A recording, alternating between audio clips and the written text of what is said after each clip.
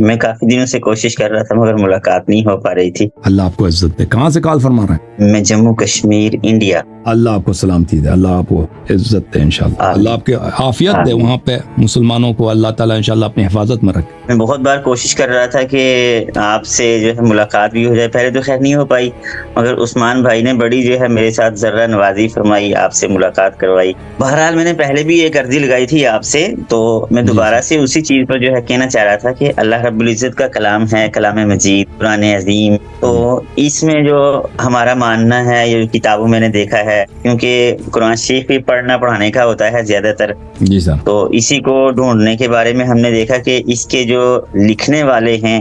جہاں تک ہم نے ثبوت دیکھے ہیں، مولا علی شیر خدا کے ملتے ہیں اور کسی کا لکھنے کا ثبوت نہیں ملتا ہے۔ تو اسی سلسلے میں پہلے بھی میں نے آپ سے عرضی لگائی تھی، تو اس کے بارے میں آپ کیا فرماتے ہیں؟ قرآن عظیم کی کتابت کے بارے میں یہ تو صرف مولا علی شیر خدا کے ہی ثبوت جو ہے ملتے ہیں، اور تو کہیں ثبوت نہیں ملتے ہیں۔ تو رسول اللہ صلی اللہ علیہ وآلہ وسلم جب اپنے حیات طیبہ میں قرآن ان پہ نازل ہوتی تھی تو وہ قرآنوں کو لکھواتے تھے، اور وہ جو لکھاتے تھے وہ اپنے پاس اس کو محفوظ رکھتے تھے، یعنی ضائع نہیں ہونے دیتے تھے۔ اور قرآن تو لازمی بات ہے، رسول صلی اللہ علیہ وسلم جب زندہ ہیں وہ قرآن آتا جاتا ہے، تو انہوں نے اپنے وفات کے وقت امیر المؤمنین علیہ السلام کو بلایا اور کہا کہ یہ میرا بستر ہے، اس بستر کے اوپر کوئی طاق ہے، وہاں پہ قرآن سب پڑا ہوا ہے، آپ ان کو لے لیں اور اس قرآن کو آپ جمع کریں۔ اور پھر بھی روایات میں بہت ہے کہ رسول اللہ صلی اللہ علیہ وسلم پہ جب کوئی آیت نازل ہوتی تھی تو وہ امیر المؤمنین علیہ السلام کو سکھاتے تھے، اس کی تفسیر بھی سکھاتے تھے، اور قرآن کی ایسی کوئی آیت نہیں ہے جو پیغمبر صلی اللہ علیہ وسلم نے خود امیر المؤمنین علیہ السلام کو نہ سکھایا ہو۔ اور پھر وہ بھی یہ کہتے تھے کہ اللہ تعالیٰ سے میں نے دعا کی ہے کہ آپ قرآن کو کبھی نہ بھولیں۔ تو امیر المؤمنین علیہ السلام کی بہت ساری احادیث ہیں کہ پیغمبر نے دعا کی ہے میں قرآن کو نہ بھولوں، تو میں کبھی قرآن کو میں نہیں بھولتا۔ اور پھر قرآن کی آیت ہے وَتَعِيَّهَا أُذُنٌ وَاعِيَّةٌ، کہ وہ شخص جو اذن واعیہ ہے، واعیہ بولتے ہیں وہ برتن جو سمیٹ لے کسی چیز کو، سب چیزوں کو اپنے اندر سمیٹ لے، وہ کھان جو واعیہ ہے جو اپنے اندر سب کو سمیٹ لیتی ہے، قرآن کو وہ شخص جو اس کو اللہ نے اذن کا نام دیا، ایسے سیکھنے والے جو سنتا ہے اور اس سے کوئی چیز فوت نہیں ہوتی، کوئی چیز اس سے رہ نہیں جاتا، وہ پورے قرآن کو وہ کور کر لے گا۔ یہ بھی احادیث میں ہے کہ امیر المؤمنین علیہ السلام کی فضیلت۔ تو رسول اللہ صلی اللہ علیہ وسلم نے وفات کے وقت امیر المؤمنین علیہ السلام سے کہا کہ تم لکھ دو یہ قرآن اور جمع کرو، اور جیسے پرانی امتوں نے اپنی کتابوں کے ساتھ کیا، یہودیوں نے تورات کے ساتھ کیا، عیسائیوں نے انجیل کے ساتھ کیا، اپنے نبی کے وفات کے بعد انہوں نے اپنی کتاب کو ضائع کیا، تم قرآن کو ضائع نہ ہونے دینا۔ یہودیوں نے تورات کے ساتھ کیا، عیسائیوں نے کیا اپنی کتابوں کے ساتھ، باقی امتوں نے کیا، تم نہیں ہونے دینا۔ تو امیر المؤمنین علیہ الصلوۃ والسلام کو یہ حکم تھا رسول اللہ صلی اللہ علیہ وسلم کی جانب سے، وہ قرآن کو جمع کریں۔ تو رسول اللہ صلی اللہ علیہ وآلہ وسلم کے وفات کے فوراً بعد امیر المؤمنین علیہ السلام بیٹھ گئے اور انہوں نے قرآن جمع فرمایا، قرآن سب لکھ دیا۔ پھر کیونکہ اس وقت خلافت غصب ہو چکا تھا، امیر المؤمنین علیہ الصلوۃ والسلام رسول پاک صلی اللہ علیہ وسلم کے حکم سے مسجد میں آئے اور کہا کہ میں جب سے پیغمبر کی وفات ہوئی ہے میں اسی بات پہ مشغول تھا کہ میں قرآن کو جمع کروں۔ یہ لوگوں میں نے قرآن جمع کیا، یہ میرے پاس یہ تھیلا ہے، قرآن کو میں نے جس طرح نازل ہوئی اللہ نے، اس میں نے ایک آیت کا میں نے ایک آیت زیادہ ہے، اسی ترتیب کے ساتھ جو اللہ نے نازل کی میں نے یہ لے کے آیا۔ تو اس وقت ابو بکر کی خلافت تھی، ان لوگوں کو اندازہ تھا کیونکہ ان لوگوں کے مذمت میں آیات نازل ہوئے تھے، ان کو پتہ، اور ان کے والدین کے مذمت میں، قریش کے مذمت میں، تو یہ ان لوگوں نے اس قرآن کو لینے سے انکار کر دیا، بولا کہ ہمیں آپ کے قرآن کی ضرورت نہیں ہے۔ اور قرآن اس زمانے میں کسی کے پاس نہیں تھا، قرآن اس وقت صرف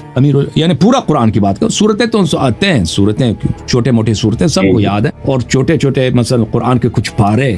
لوگوں کے پاس ہیں، لیکن پورا قرآن کسی کے پاس نہیں تھا اس وقت، قرآن جمع ہی نہیں ہوا تھا، رسول پاک صلی اللہ علیہ وسلم کے زمانے میں بھی جمع نہیں کیا تھا پیغمبر نے۔ یہاں ایک سوال آتا ہے کہ قرآن لکھنے میں تو مولا علی شیر خدا کے کئی سارے ثبوت ہیں، الحمدللہ ہم نے آنکھوں سے بھی کہیں جگہ پر قرآن شریف لکھے ہوئے دیکھے ہیں جہاں قلم ہے،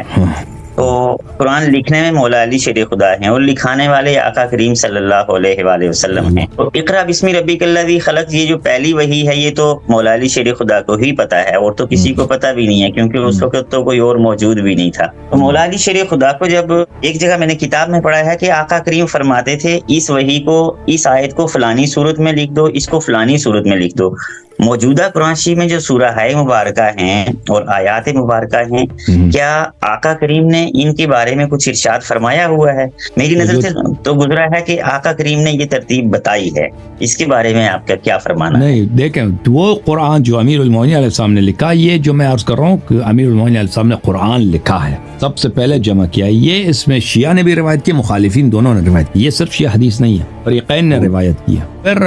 جو شیعہ حدیث میں اس بات کی ثبوت ہے کہ امیر المومنین علیہ السلام نے عرضہ کیا کہ قرآن میں نے جمع کیا، آؤ اس کا نسخہ بناؤ اپنے لیے۔ تو خلیفہ وقت نے لینے سے انکار، ابو بکر عمر نے، انہوں نے لینے سے انکار کیا، بولے ہمیں آپ کے قرآن کی ضرورت نہیں ہے۔ پھر وہ کہتے ہیں ان کی کتابوں میں موجود ہے، جو موجودہ قرآن ہے، جو موجودہ قرآن ابھی رائج ہے مسلمانوں کے درمیان، یہ نسخہ جو ہے یہ کہاں سے آیا؟ یہ تو امیر المومنین علیہ السلام نے یہ جو ہمارے پاس جو نسخہ ہے، یہ امیر المومنین علیہ السلام کی لکھی نسخہ نہیں ہے۔ امیر المومنین علیہ السلام نے جو نسخہ لکھا تھا،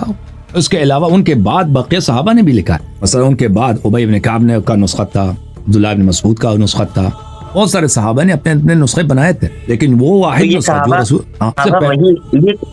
یہ کہاں سے لائے؟ پھر یہ عرض کر رہا ہوں، تو وہ نسخہ، وہ واحد نسخہ جو رسول اللہ صلی اللہ علیہ وآلہ وسلم کے زبان اقدس سے لکھی گئی ہے اور ان کے حکم سے لکھی گئی، وہ صرف وہ واحد امیر المومنین علیہ السلام کا نسخہ ہے، ٹھیک ہے نا، وہ ان کے مصحف ہے۔ باقی صحابہ نے کہاں سے لکھی ہے؟ کیونکہ رسول اللہ صلی اللہ علیہ وسلم جب قرآن نازل ہوتا تھا تو وہ پڑھتے تھے، صحابہ لکھتے تھے اپنے لیے، لیکن کسی کے پاس پورا قرآن نہیں تھا، متفرق تو تھا لوگوں کے پاس ادھر ادھر آیات ہے، کسی کے پاس یہ سورہ ہے، کسی کے پاس وہ سورہ ہے، کسی کے پاس کچھ ورق پارے ہیں، کسی کے پاس کچھ لکڑی میں اسے تختی پہ کچھ لکھا ہے، ہڈی پہ لکھا ہے۔ تو انہوں نے کہاں سے جمع کیا یہ مذکور نہیں ہے تاریخ میں، یہ مذکور نہیں کہ انہوں نے کہاں سے جمع کیا۔ جو مصرح ہے تاریخ میں، جس کی تصریح ہے کہ قرآن پیغمبر صلی اللہ علیہ وسلم کے بعد جمع نہیں تھا، انہوں نے کہاں سے جمع کیا؟ یہی جو زید بن ثابت کی مشہور حدیث ہے کہ قرآن مختلف لوگوں کے پاس پڑا تھا، مختلف اوراق وغیرہ پہ،